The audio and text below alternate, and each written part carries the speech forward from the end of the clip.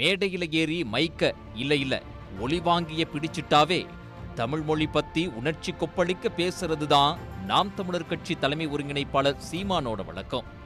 அதுவும் தாய்மொழியான தமிழ் மொழியை படிக்காத இளைஞர்களை ஒரு புடிச்சிட்டு தான் மேடையில இருந்தே கீழே இறங்குவாரு சீமான்.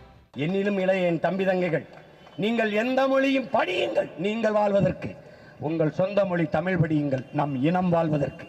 இதை கோட்பாடா வச்சுக்கணும். உங்கள் வீடுகளுக்கு எத்தனை ஜன்னல்கள் இருக்கிறது, அத்தனை சாளரங்களாக உலக மொழிகளை வைத்துக் கொள்ளுங்கள். நுழைவாசலாக இருக்கிற தலைவாசலாக நம் தாய்மொழி தமிழை வைத்துக் கொள்ளுங்கள். அதான் முதன்மையானது. பெத்த தாயை பட்டினி ஓட்டுவிட்டு நீங்கள் எத்தனை ஆயிரம் அன்னதானம் செய்தாலும் உங்களுக்கு ஒரு நன்மையும் ஒரு பலனும் கிட்டப் போவதில்லை, கிடைக்கப் போவதில்லை.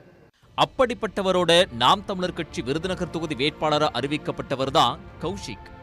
வேட்புமனு தாக்கல் பண்ண போன கௌஷிக் கையெழுத்தெல்லாம் போட்டதுக்கு அப்புறம் உறுதிமொழி படிவத்தை கொடுத்து படிக்க சொன்னாரு தேர்தல் அலுவலர்.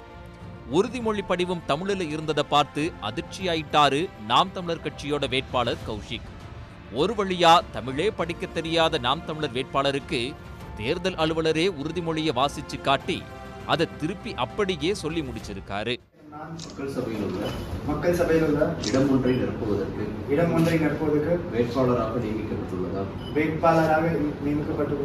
சட்ட விதிகளுக்கு நாங்கள் நிறுவப்பட்டுள்ள இந்திய அரசியலமைப்பினால் உண்மையான நம்பிக்கையும் கட்டுப்பாடும் கொண்டிருப்பேன் என்றும் இந்திய நாட்டின் முழு முதல்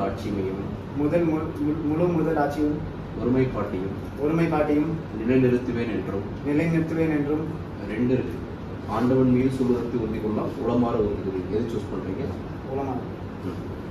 வேட்பாளர் கௌஷிக் ஓமன் நாட்டுல படிச்சுட்டு வந்ததால அவருக்கு தமிழ் படிக்க தெரியாதுன்னு நாம் தமிழர் கட்சிக்காரங்க சமாளிச்சாங்க.